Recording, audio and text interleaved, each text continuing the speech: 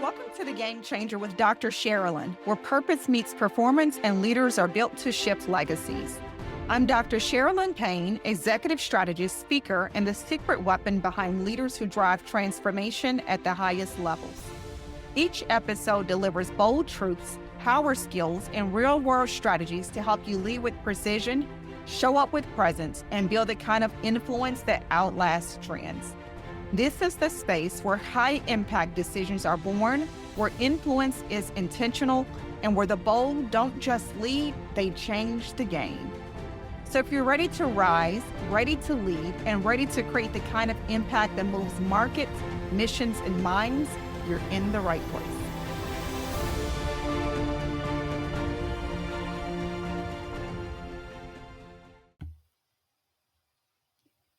You don't lead like everyone else, so your resources shouldn't look like everyone else's.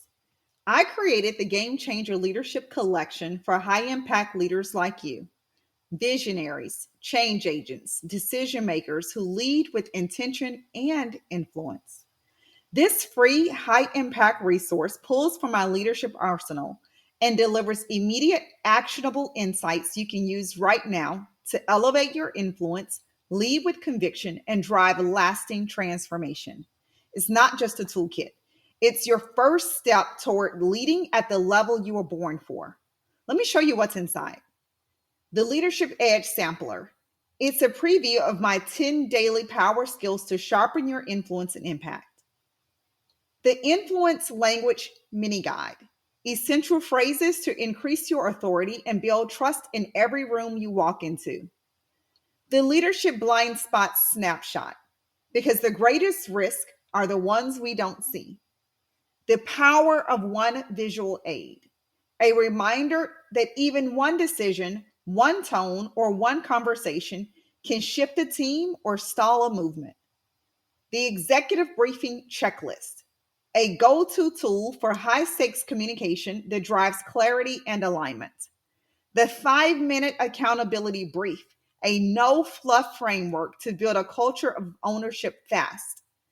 And we have the Game Changer Ascension Model Overview, my proprietary leadership growth map to help you scale your influence with intention. These are the very same tools I use with executives, culture shapers, and elite teams, leaders who know what's at stake and aren't here to play small. Because when you're called to shift systems, influence nations, and build legacies, you can't afford to lead on autopilot. This is where your next level begins. Download the Game Changer Leadership Collection today. It's free, it's strategic, and it's built for leaders who are born to shift the game. I'm Dr. Sharalyn Payne, and this is your Leadership Edge. Welcome, Game Changers. I have a dynamic episode for you today. I'm so powerful about leadership and transformation and how we actually show up for our families, for our friends, for our organizations, the people we love and care about. And today I have a special guest. We have Michael Toguchi. He's going to be talking to us about transformation. He's going to be sharing some rich insights and fresh perspectives on how we can actually become better leaders, not just for ourselves, but also for the cultures in which we work. We really want to talk about what does it take to get to that particular level. One of the things I really like about his background is he's been leading transformation and working with clients to bring their visions to life. And so that's one of the things that I've found in my own experience that stops a lot of leaders from having sustainable peak performance and then lasting legacies of that transformation actually working. Sometimes it's just a couple of things that we need to do differently to ensure that whatever you're working on, it actually sticks and it's impactful. So let's welcome Michael. Michael, so happy that you are here with us today. Yeah, thanks so much for having me. Very excited. Great, great. So why don't you tell us about, first, let's just kind of jump into it. Why don't you tell us about who you are and the work that you actually do? Sure. I'm the Chief Strategy Officer at eResources. We're a digital strategy and transformation company. I've been around for about 25 years. We started in the DC area, and now we have 6 offices across the country. We work with clients of all sizes, shapes. We like to creative problem solve. We want to find places where our work and our skills can be impactful. That could be companies as big as Google or universities like Stanford, but we also love working with small nonprofits, 2 and 3 person teams where we can really dive in and make a difference. And so those engagements and the project types are different. They keep us on our toes and keep things fresh. But we've emphasized again, trying to keep people not only on task, but able to get to the impactful work, to use technology to free themselves up to really be the mission driven organization that they've set out to be. Perfect. So with that, do you have a model or framework of how you usually work with these particular organizations? Whether it's, and does it change if it's, like you said, a smaller engagement, 2 to 3 versus a larger engagement where we're talking thousands? Yeah, we try and be a little agnostic in terms of the framework of the project, not on the principles that we want to utilize. So there are going to be groups that need pure strategy. They're starting fresh. It's a clean slate. There are groups that have mountains of technology debt and siloed departments. And so when you work across many verticals and when you work on a variety of different projects, we don't want to be the kind of group that would come in and say like, well, we've got a process and a way of doing it, and we're going to kind of you know square into the round peg kind of situation. We're not trying to force people into our way of doing things. We're trying to understand how they do business, how their people work right now, what the challenges what they have, what's the friction, what are the things that are going wrong. And instead of turning the friction into like, hey, here are the reasons we can't implement solutions or we can't make progress, we turn that and say, hey, this is the feedback you're getting. What are some strategies and solutions that we can use to convert this friction into success, convert it from a pain point into the progress that you're looking for as an organization? Perfect. Perfect. Thank you. So when you talk about frictions that are actually impacting the work, impacting the organization and how they're able to be their, I'm going to say their most effective and impactful sales. Um, what are some of the top ones that you actually see? Well, in education or in nonprofits and associations as well, being siloed teams, That's yeah. whether it's in academic departments that don't, they may sort of work together, be loosely connected, but they might not, all be aligned on where they're headed. Um, Slow decision making processes, things that are external factors like budgets, being reactive to budgets, how much money you have or who's funding it. Teams that are change averse, that just kind of want to check the box, people that are not interested in following the vision of leadership. And sometimes that's a situation where it's not great people and you need different folks in different seats. But it also could be, and leaders should look at it as a leadership issue where, are they being transparent? Are they being communicative? Are they, are they creating that culture that you speak of that empowers people to really want to follow along with this vision? And so there's a lot of things like that where sometimes even a group will have a strategy, but they're just not executing on it. And sometimes they don't have one at all. They're just kind of working on what's in front of them as opposed to doing something that might get them to the long-term goals that they're shooting for. I love that. I love that. And so some of there's so much I want to say because I'm thinking about working in organizations and Mhm. how we have gone through a transform or we are going through a transformation, right? And a lot of what you share, those are the barriers and the roadblocks for the Mhm. transformation actually working. You didn't use the word culture, but that really could be the culture of the organization, what gets rewarded and what's tolerated. Because And perhaps, you do have leaders, wrong people in wrong seats, as you said. It could be that they are change averse. They just like things to be the way it's always been. They're holding on mhm. to the information. They don't work together. And those are some things that need to be addressed prior to you deciding, hey, this is where we're headed and what we need to do and what we're looking at. So how does your organization, when you see that, come alongside a leader and you're identifying this information as you're working towards this solution, what are some? Well, like I mentioned, we work, everybody's, every leader that we come across, they've got their own background, their own perspective. We work with them to understand their personality, their goals, their leadership style. So we don't want to do any one size fits all. But one of the things we would always, I think, when you say culture, creating a culture of trust, one that empowers folks, one that, um, has a good balance of toughness, care, and empathy. I think that's important. I love there's an old football coach, Woody Hayes, who used "you win with people," and the idea Mhm. there is that a process or bad technology like that can be fixed, but if you have the wrong people, like that is fatal. But a leader shouldn't use that as something where they say, oh well, I just don't have the right people, I need to rehire. Some of it has to do with them, again, creating that culture. Say we want people who prioritize team over themselves, that are cross-functional, that understand the big picture is not just about their day to day. But in order to have that, like, you need to have created something where people want to buy into it. You need to have articulated that vision. You need to show that you're accountable as well. You need to lead by example. And so that idea of, it's a balance of, you need the right people, but you also need to create the environment where the people can flourish and want to be part of it. So, have you ever had to share with a leader that perhaps you don't have the right people, or we're not necessarily talking to the right individuals, or your team is not necessarily, sharing the information that's needed for? Yeah, we have run into that for sure. There are many situations. A lot of times, most people are adaptable. They just need the right environment and incentives, have those walls broken down.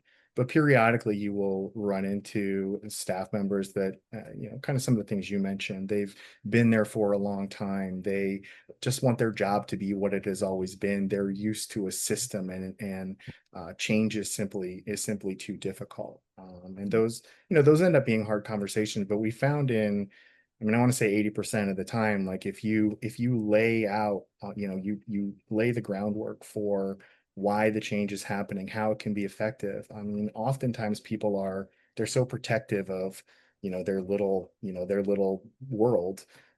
Show them how it will be better, right? Like, hey, if you spend all your day in spreadsheets and grabbing data from different places, if you have a process in place that eliminates that, maybe you can actually do way more impactful work.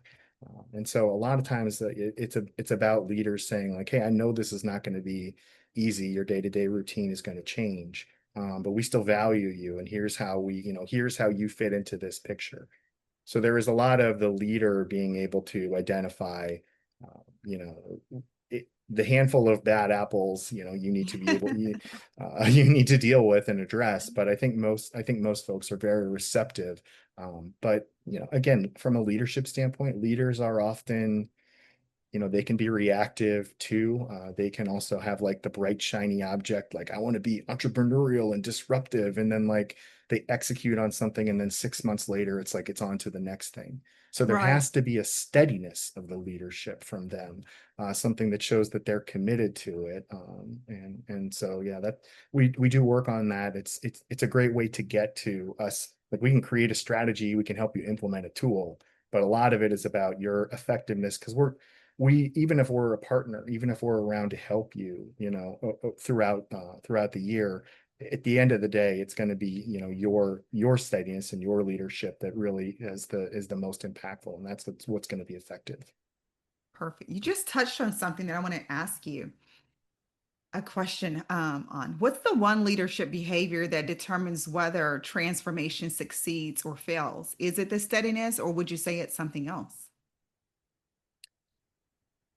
Again, that there's probably a little bit of personal bias from my side, but I think the steadiness, it's steadiness, but it's also the ability to, kind of make that decision. When you asked, what do you do when you run into the bad apple? Like, it's a steadiness. It's also a, not tolerating something that is negatively affecting your plan, your execution. I think there's a book that our CEO loves called Extreme Ownership, and it's got this Oh, quote in it. yes. It's not what you preach, it's what you tolerate. Yes, And connecting that to the idea that like change is hard, but like if you let staff just kind of get away with it because you're like, well, this person has been here a while, they also do a good enough job. If you tolerate, certain kinds of behaviors and let that get in the way of executing on the broader vision, that's a problem. But yeah, I mean, I really like I have a hard time picking one characteristic because I really tie the idea of create the leader creating that culture to so many of those, like be a good communicator, be transparent, be accountable, explain your and articulate your vision. I think they need to do all those things, and then they need to have the steadiness is what brings it all together to say like, we're not in this isn't like a fad. We're not doing this for a few months or a quarter or a term or one fiscal year. Like there is an overarching vision for where we want to go, and we're going to make sure we take care of the short term, but also not let that get in the way of making sure we execute for the long term. perfect. So, Thank you. I love that. I love that. So you mentioned communication. So what mhm. lessons have you learned about communicating innovation so it inspires belief and not just resistance? I think in the world that we're living in of AI provides a great example of this, which is you have to give people the space for experimentation and the space Mm. for failure. Oh, that's good. And that is a situation where people need to be able to say like, hey, we know this is new, we know this is different, this is maybe even out of your comfort zone, but we want to be ahead of the curve, not like catching up later. And so if your job and your role and your responsibilities was one thing, we may be adding something into it, but it's not something where we're going to penalize you for trying new things, for trying to expand your horizons, have professional development, and learn new ways of doing things, because that is what creates the innovation. So I think again, having a leader that communicates that and then sticks with it, right? When maybe things, if a business leader doesn't have a great quarter on the P&L, or a university's budget is cut from federal funding, like when things get tougher, do they stay on message and stick with their plan, or do they like throw it out the window the minute like something difficult comes along?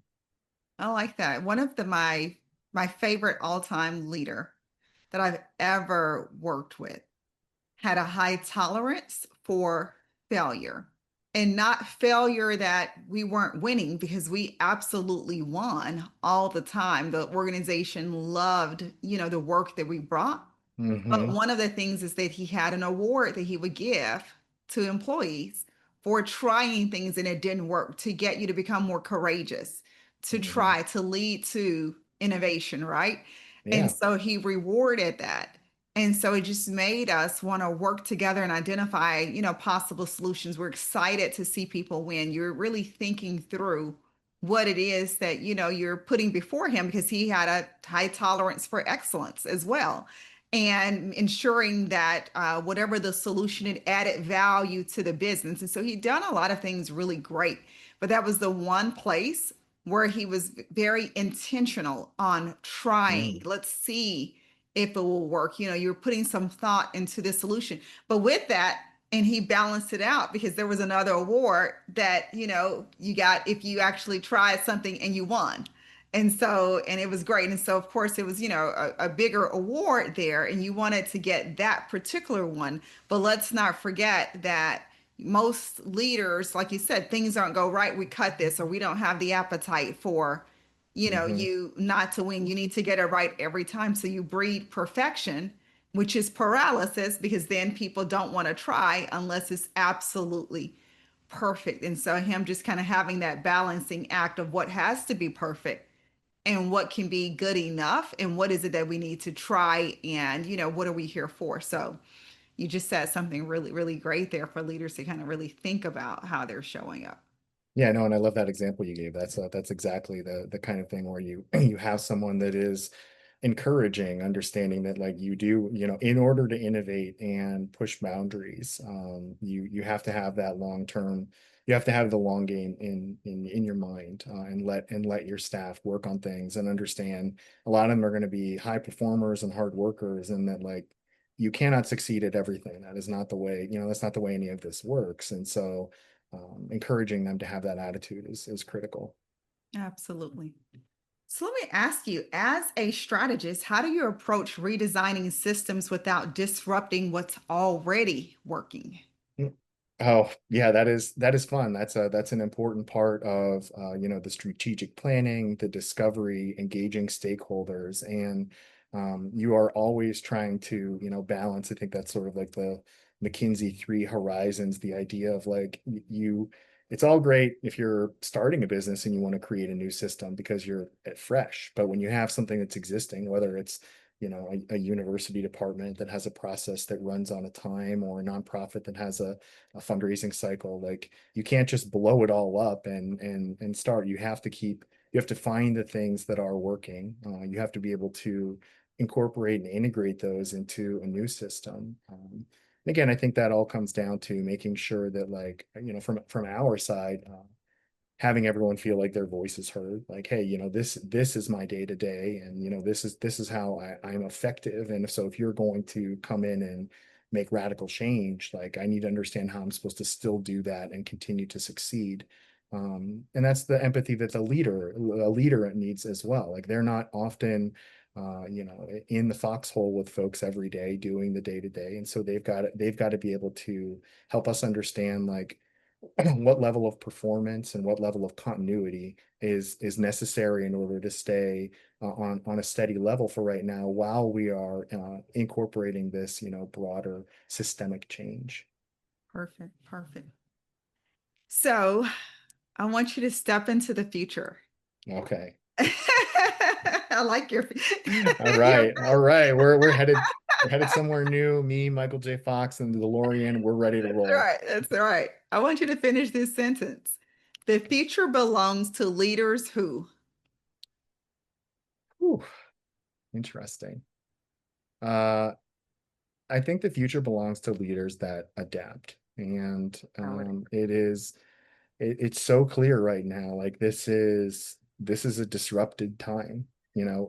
At every level. Like, we have a government that is shut down. People's traditional funding sources, whether you're a nonprofit that works on grants or education, everything is not as it was even 5 years ago. right. And the existence, AI has not touched everyone, but it will. It's already happening at the corporate level, and that will filter down to nonprofits, to education. And so that ability, some of the, I think when I say adapt, what I mean by that is some of the old game plans and playbooks are just not going to work anymore. Mhm. And that's going to be uncomfortable for not just staff, but especially for leaders who are like, but this is, they're in the same spot that their staff are in, where it's like, well, this is, I did the training, I got the MBA, I do, it just is not going to work the same way as this world evolves. And so they're going to have to be adaptable to looking at things in kind of radically different ways. I love that. I would agree. I think that really is the power skill that we need to be focused on. Right now, everyone is terrified of AI. What does this Mhm. mean? How is it going to Yeah. impact my job? How do I lead with it? How do I manage all of the questions? Instead of thinking about the power skills that are needed, and adaptability is absolutely, in my opinion, just like you said, number one. And so I love that you kind of helped me to see that perhaps I'm on the right track. Yeah, yeah. Now, what about those who are, I'm going to say, I don't want to really say afraid, because I don't know if they're afraid. They're just kind of stuck. They're used to doing things. Are there any tips or techniques or strategies for the leaders or the change agents or whoever that's in a role leading an organization, responsible for a particular function, and they are challenged with changing. They like things status quo. It's always been this way. What would you say to that person? Yeah, I mean, it's that that they may like the status quo, but you can only defend the status quo so long. And this is in particular, this like to meet this moment.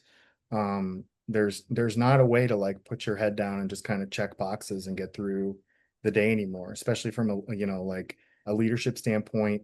Um, Staffing and resourcing is changing. I mean, that's the main thing for like AI doesn't have to be a boogeyman, but it does shift what people do, and how they do it and how many people you need to and how long. And being able to gather data rather quickly and understand like do they need this many people for this kind of job anymore? How does it affect like any of their strategic planning? So I would tell them if there's a leader out there that is trying to kind of just make it through by sticking to their old way of doing things, they need to find resources, whether it's vendors like us or colleagues that are in the same space in particular. Like those are ones that can give you comfort knowing that there are other people going through the same thing, and they might give you ideas to model or incorporate into the work that you're doing. um, but I think I almost would say from like I don't like fear as a motivator, but that if somebody was just trapped in a mindset that they didn't want to change, I would say like it, there have been times, 3, 4, 5, 10 year periods where things were very similar. They're not going to be like it is very difficult to look 1, 2, 3 years ahead and say what things look like. And so if you are a kind of stuck in the mud leader that thinks you can, inch your way towards things, I don't think that that's going to be effective. And that in the fear of like, hey, this whole my department or my company or my division, whatever it is, like those things might fail, and they might fail quickly if you're not able to adapt. Wow. So when you think about e-resources Hmm.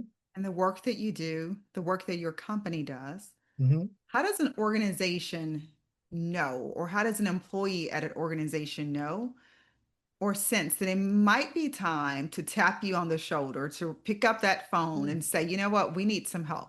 What are some signs that they can begin to kind of just, I don't want to say train their brain to look at, but Hmm. everyone doesn't really right know how to Yeah, I mean, get out I there. think to any organization that is looking at things and saying, we have old systems, technical debt, we our systems, our people don't talk to each other. Like we work with a lot of universities where they all use different tools, all their data is different, and then therefore leadership, the deans and the people that are funding them, like they have no idea what's going on. So any situation like that is always helpful. Groups that they may have a leader who may have a vision, but they don't know how to create a plan to execute on it.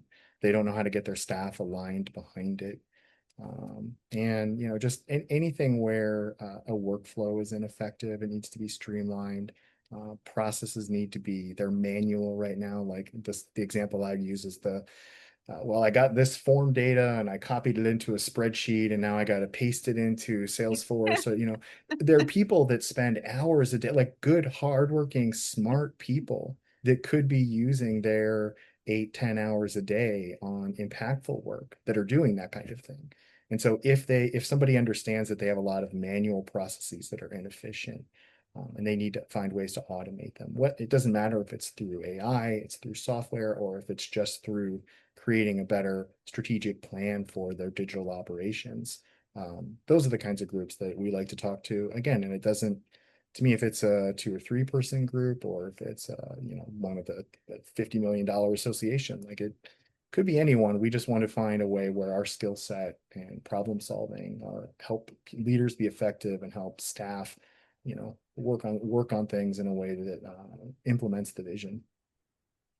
I love that you share that. And I want to talk about a case study or a success story that you have as well of what you've seen of someone who's even a smaller organization who has used your solutions and found that, things are radically different. And I'll just share my own personal experience. I remember years ago going to an organization and they had grown by mergers and acquisitions, right? And so every system was so different. And the people who had been working, I'm going to say, in that dysfunction, it was normal for them.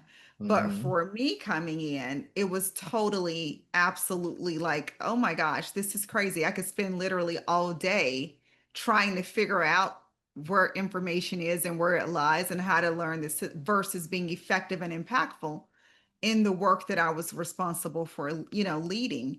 And it really took a toll on energy and engagement and employee experience. And so I began to come in and put in different solutions. And I remember having a conversation with one lady and was like, we're going to spend $150,000 on this solution. And in her mind, it was 150,000.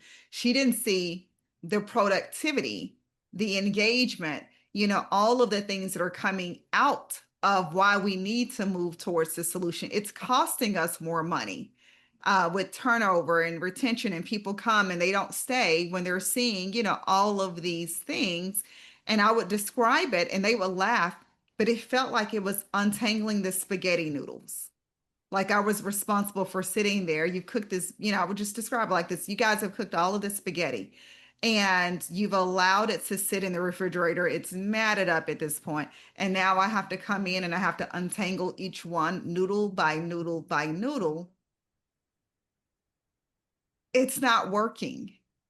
But Hmm. they love the efficiency once, I've created the business case, right? And got the head of human resources to sign off on it. They began then to see how things are working. The organization is stabilizing in a lot of senses. Now, I'm not saying it was only because of that, but just ensuring that we have the right solutions in place so that people can effectively do their work with less stress. And this is impacting so many other parts of our life where we can talk to each other and be respectful instead of you're, angry and hostile all the time because of the stress that you're under, because what you have is not necessarily working and you're spending a lot of time trying to find it or asking, this person, like you said, that people aren't talking to each other. So can you just kind of talk to us about a success story you've seen?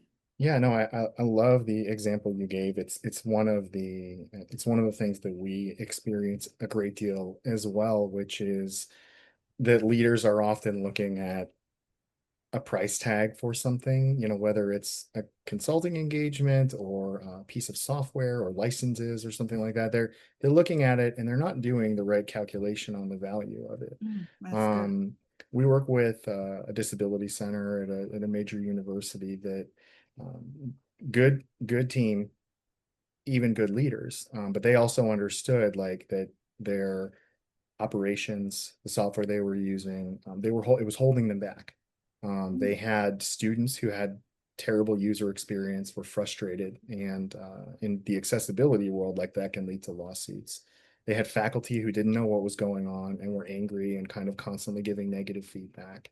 And their staff was overworked trying to manage all of these things. And so again, an example of good leadership, the person there was able to make that case to say like, this may be an expensive process and it may require us to transform the way we do work. But I'm able to go to, and this is the empirical evidence, like they're able to go to leadership now and say, like, this is how much time we've saved. This is how we're spending that time. And so like we didn't fire people because of this. And we actually need more people really, but in this environment, they not have expanding budgets. You have to do more with less. That's what everyone expects from corporate all the way down, to Right. education, do more with less. They have the data now to show that, to say, like, we have implemented these processes and these platforms. And now instead of spending all day dealing with irate faculty or frustrated students, or dealing with data that's all messed up or different spreadsheets, our folks they have time for impactful work. They are now, giving services to students. The faculty, everything is smooth with them. And so, yeah, I love the example you gave. It's similar to ours, and we try and we don't. It's not every engagement is like this, but we do kind of prioritize having partnerships, groups that we can have a lasting relationship with, and help them adapt as things change. And so we're very proud of a lot of the work that we've done with. Again, doesn't matter if it's a think tank or if it's a scholarship organization or corporate philanthropy. Like we're trying to find that use case that you mentioned. Where can we help deliver something where the people there are all kind of getting a different kind of joy, a different kind of impact out of their work. And those are the things where we can help the leaders create that culture, because they starts building trust in the process, trust in the decision making, and that starts to align around the vision. Wow, that's good. That's good. It's powerful because we're all looking for purpose in the work, and that's the big thing now, right? Is how do we help our employees to be find more meaningful work? Yeah, if you say you're a mission driven organization, and you've got a mission statement, a lot of people sign up to work there thinking they're, whatever it is that your organization does, that you're helping that cause. Um, but if you spend all day doing like manual technical nonsense, like that doesn't really feel like you're contributing to it. And Right. so it really, it can add years to the life and career and the sense of commitment and loyalty that a staff person has if they actually get to work on the substantive piece that they were hoping to. That's so true. Because when I heard you say that, what I thought about was working for one organization leading their employee engagement surveys. Mhm. And one of the things that people were saying at that particular organization, we don't trust the leadership. We don't trust the decisions of the leadership.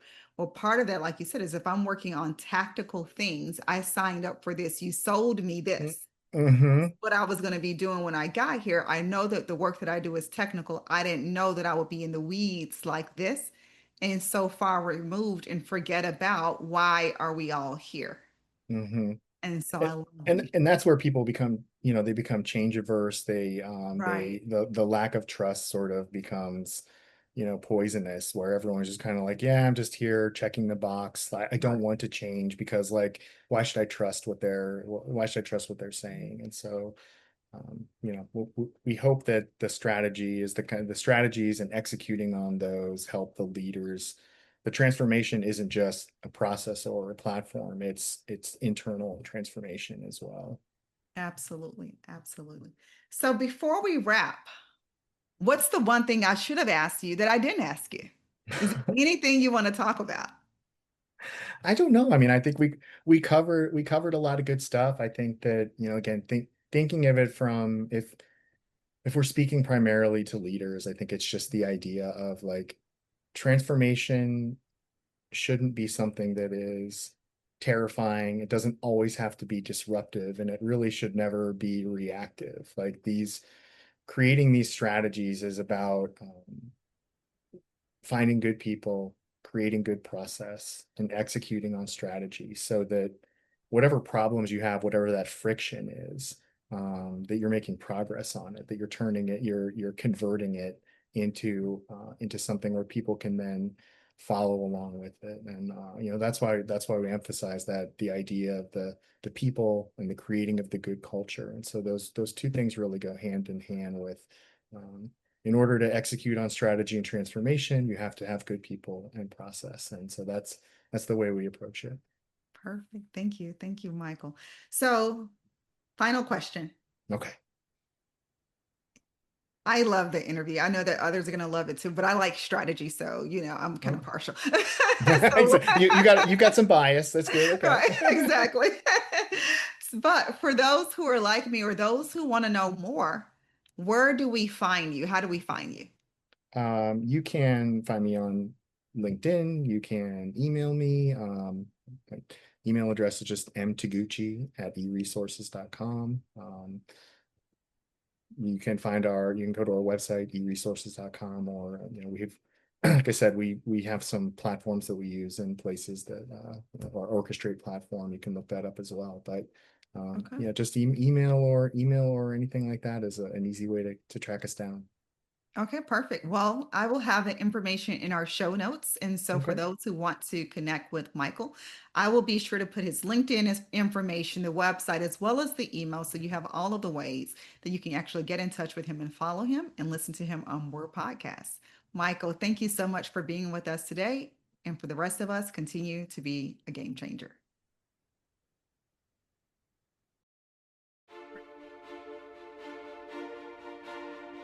Thank you for joining me on The Game Changer with Dr. Sharalyn, where we don't follow trends, we set them, and we don't just lead teams, we shift legacies. If today's message challenged, stretched, or inspired you, don't keep it to yourself. Share it, tag it, lead through it. Because real leaders don't just consume wisdom, they multiply it. Want to go deeper? Subscribe to the Ultra Influential newsletter for exclusive tools, behind the scenes strategy, and weekly mindset shifts for the leader ready to move nations, markets, and minds.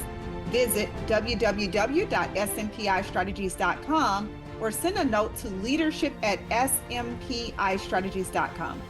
And if you're ready for next level coaching or consulting that positions you as the right leader at the right time in the right place, let's talk. This is what we do, and we do it with precision, power, and purpose. Remember, change isn't just something you lead, it's something you become. Stay bold, stay brilliant, stay a game changer.